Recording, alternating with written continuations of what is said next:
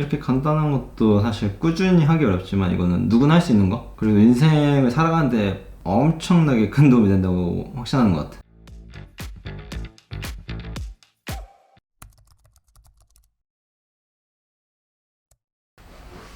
안녕하세요. 맞니? 오늘은 옛날 신한투자증권에 PB 강연 갈 때 좋은 투자자는 어떤 특성을 가지고 있는지 그런 얘기 하다가 너 주변 투자자들은 어떤 좀 특성이 있을까? 성격은 다 너무 다르고 근데 공통적인 게 주변 환경을 잘 관찰한다? 맞아, 관찰력이 좋다 이런 얘기를 했었죠. 맞아. 거기 얘기 조금 자세하게 해보면 시간이 되지 않을까.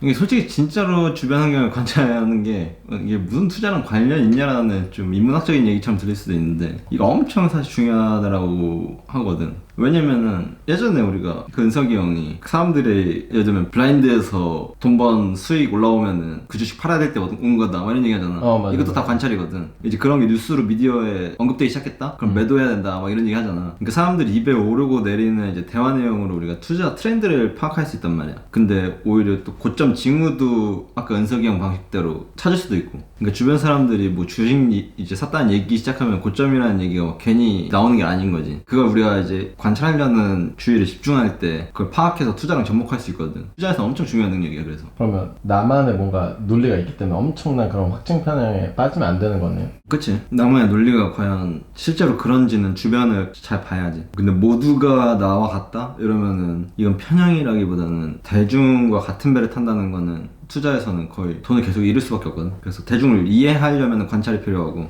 그걸 이제 이용하려 그러면 아까 우리가 얘기한 것처럼 뭐 역발상? 그걸 이해해야만 논리가 생기는 거지. 그러면 조금 더 뭔가 자세하게 물어보면 형이 말하는 그 관찰이 어떤 걸 얘기하는 거예요?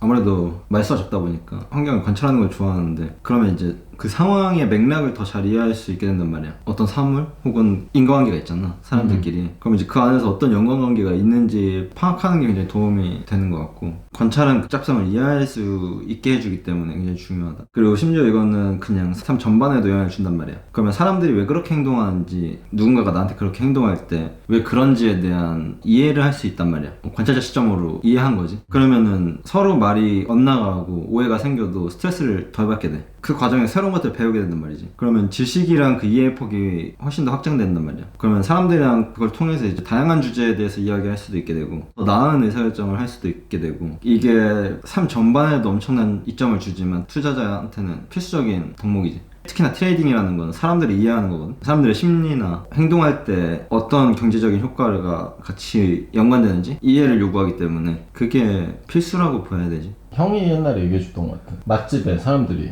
줄을 서 있는데 그냥 거기서 아 저기 맛집인가 보다가 아니라 저기 왜 사람들이 줄을 서 있지? 인테리어가 이쁜가? 사진 찍는 걸 좋아하는 건가?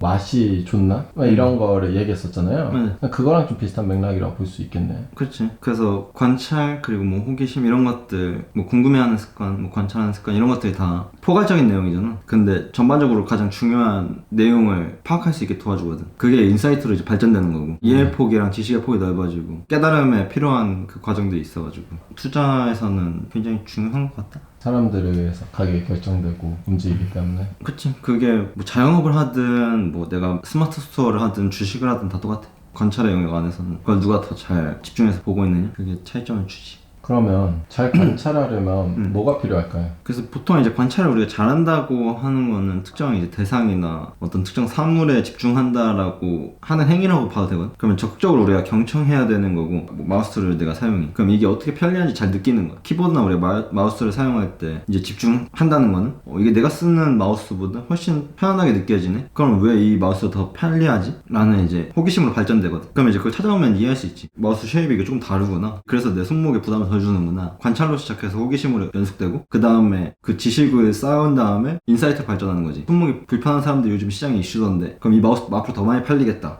라고 투자 인사이트로 발전할 수도 있는 거지. 사고의 확장을 돕는 게 관찰에서 시작되는 거지. 그래서 관찰하면서 이제 주의해야 될 건 처음에 확신해서 판단하면 안 되는 거, 그리고 또한 이제 편견을 갖고 바라보면 안 되는 거. 이게 두 개가 굉장히 어렵지. 근데 그걸 계속 반복하다 보면 패턴이 등장해. 몇 번 좋은 케이스 경험하면 이게 습관이 되거든. 그런 것들이 이제 패턴으로 자기 머릿속에 들어가는 거지. 아 그럼 그 다음에 이제 막 검증을 위해서 시장 규모도 보고 이제 이익도 보고 어떤 회사들이 있는지도 보고 그치. 하면서 이제 매매 시나리오를 좀 그치, 검증 그리고 단계를 거쳐서 짤 수 있는 거죠. 그치. 되게 좋은 습관의 시작이지.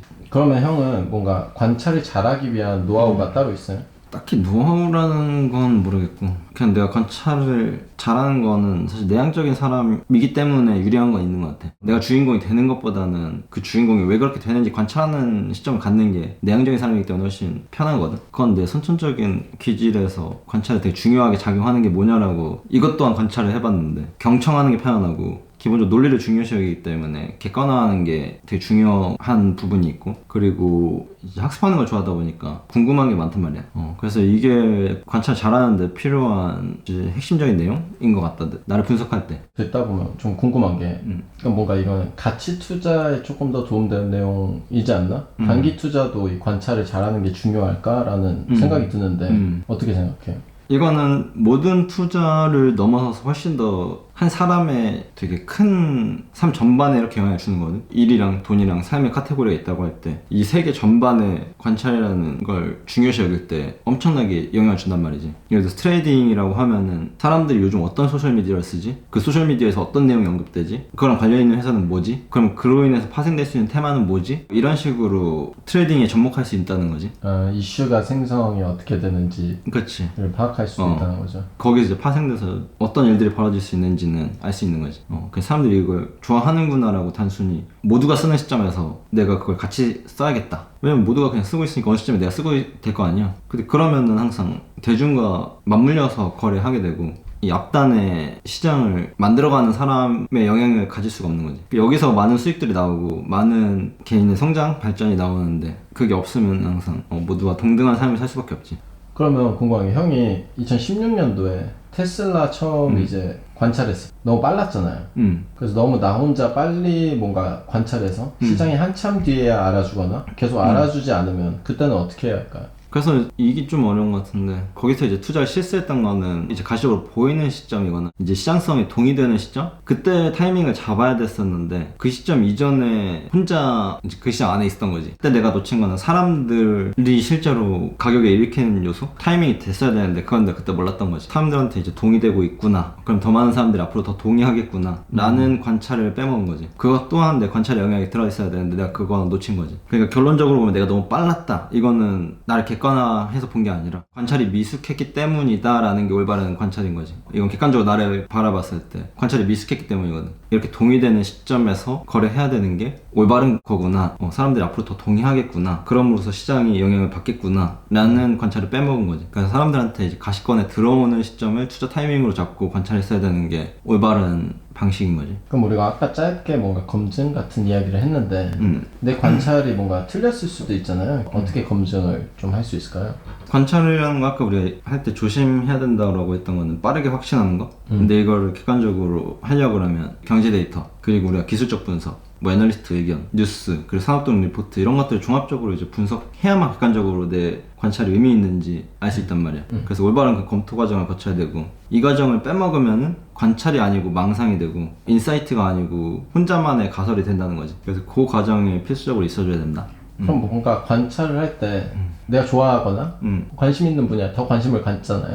근데 내가 잘 모르는 분야를 관찰하는 것도 중요할까요? 개인적인 의견인데 좋아하는 분야나 자기가 이미 잘 알고 있는 분야를 관찰하는 거는 관찰이라고 할 수 없다고 생각하고 오히려 내가 관심이 조금 없는 분야나 흥미 없는 분야를 돈이 되기 때문에 관찰할 때 진짜 관찰이라고 생각해. 그래서 의미 있는 정보를 내가 돈이 되기 때문에 일부러 관찰하는 거야. 그래서 여기서 이제 이렇게 얘기하면 좀 어려워 보이는데 가장 쉬운 거는 뉴스를 편향되지 않게 꾸준히 보는 거. 그리고 사람들의 소비가 어디로 이제 이루어지고 있는지 잘 관찰하는 거. 그래서 일부러 내 이제 관심 분야나 잘 아는 분야가 아닌 트렌드의 뉴스를 일부러 본다거나 그런 것도 이제 간편하게 이제 세상이 어떻게 돌아가는지 관점을 넓혀주는 간단한 노하우? 이렇게 간단한 것도 사실 꾸준히 하기 어렵지만 이거는 누구나 할 수 있는 거. 그리고 인생을 살아가는데 엄청나게 큰 도움이 된다고 확신하는 것 같아. 별거 아니잖아 사실. 근데 이거 꾸준히 하기 어렵거든. 근데 이것만 꾸준히 하더라도 세상 어떻게 돌아가는지 잘 알게 되고 그걸로 내가 돈 벌려면은 관찰이라는 능력이 되게 중요하다는 거지.